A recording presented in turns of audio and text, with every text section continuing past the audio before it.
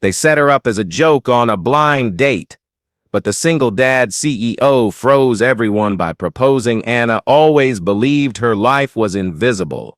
She went to work, came home, ate dinner alone, and fell asleep to the sound of a clock ticking in the small apartment she rented. Her coworkers hardly noticed her except when they wanted someone to dump extra work on. She never complained, never argued. She blended in almost as if she didn't exist. But the cruel truth was, they did notice her, just not in the way she ever hoped. To them, she was the perfect target, quiet, awkward, plain, easy to mock behind her back. And when the idea came to set her up on a blind date, it wasn't born out of kindness. It was born out of cruelty. "Come on, Anna," they had told her. "You deserve a night out. We found someone who wants to meet you. A real gentleman. Just dress nice." They smirked when they said it, but Anna, desperate for a sliver of hope, ignored the warning bells. She borrowed a dress from a thrift store, smoothed down her hair the best she could, and told herself maybe, just maybe, this was her chance. That night, she walked into the most luxurious restaurant in town, and everything about it screamed that she didn't belong. Crystal chandeliers sparkled above, white linen covered every table, and glasses clinked with expensive wine. Anna's shoes scuffed against the polished floor, and she felt every eye flick toward her. She sat at the table they had reserved, folding her hands tightly in her lap. Her coworkers sat at another table nearby, pretending to coincidentally be there, though their poorly hidden laughter gave them away. Minutes passed like hours. She wanted to leave, to run before the humiliation settled in fully. Then the waiter appeared. "Your date has arrived, ma'am." Anna turned, and the world stilled. The man who approached wasn't just handsome, he was commanding. Tall, broad-shouldered, with sharp features softened only by the warmth in his eyes. He looked like he belonged in a magazine, not in a room with her. The whispers around the restaurant confirmed it. This man wasn't ordinary. Daniel Whitmore, CEO of Whitmore Enterprises. A man who could buy the whole restaurant without blinking. But to Anna in that moment, he was just a stranger looking at her with surprising gentleness. He pulled out the chair and sat across from her. "Anna?" he asked. She nodded, her voice barely above a whisper. "Yes. You're Daniel?" He smiled, and it wasn't fake or mocking. It was real. "That's me. I'm glad to finally meet you." Her coworkers exchanged confused glances. They had expected Daniel to recoil, to laugh, to walk out. But instead he leaned in, asking about her day as if she was the most important person in the room. The first few minutes were agonizing for Anna. She stumbled over words, afraid of saying something foolish. She kept her eyes lowered, afraid he'd notice the small runs in her stockings or the way her hands trembled when she lifted her glass. But Daniel had a gift. He made her forget. Slowly, he guided the conversation to safe ground. "Do you like books? Music? Hobby?" Anna admitted she sketched in her free time, though she never showed anyone. Her face flushed as she confessed it, expecting him to dismiss it as childish. Instead, Daniel's eyes lit with interest. "Really? That's amazing. My daughter loves drawing too. You'd probably get along with her instantly."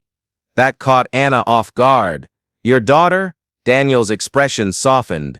"Lily. She's 7. My world revolves around her." His voice dipped, carrying both love and grief. "It's been just the two of us for a while." Anna saw something then, a glimpse of his pain. He wasn't just a powerful CEO, he was a father who had lost, who carried responsibility on his shoulders every day. As the courses arrived, Anna relaxed little by little. She laughed when he made a dry joke about being terrible at cooking. She teased him when he admitted he once fell asleep during a board meeting.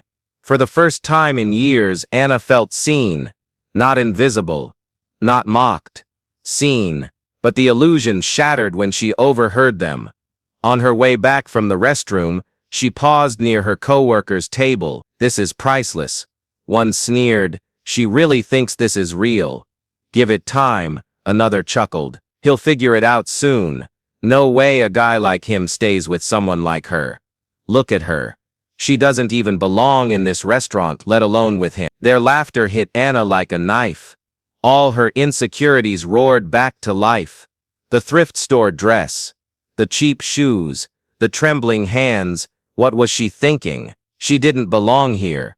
And he was just being polite. Of course he'd leave once he saw through her. She returned to the table, her smile forced, her voice trembling. Daniel, I should go. Thank you for dinner, but this was a mistake. Daniel studied her face. His years in business had taught him to read people, and he could see it. Her walls were crumbling. Someone had hurt her again. Anna, he said firmly, look at me. She hesitated. When her eyes finally met his, he saw the fear there, the shame she carried like a second skin, and in that moment, something in him snapped. He stood, his chair scraping against the floor. Conversations in the restaurant fell quiet as he walked straight to the table of her coworkers. You think this is funny? Daniel's voice was calm, but it carried authority that silenced the room. You humiliated her for your own entertainment. You thought tearing someone down would make you look bigger. Their smugness vanished. Daniel turned, facing Anna across the room, and then to everyone's shock, he dropped to one knee. The air froze. Forks clattered. Anna, Daniel said, his voice steady but filled with emotion. I know this is sudden, but I've spent years surrounded by people chasing power, wealth, and status. And in one evening with you, I've seen more kindness, humility, and strength than I see in them combined. Tears welled in Anna's eyes. Daniel, he took her trembling hand.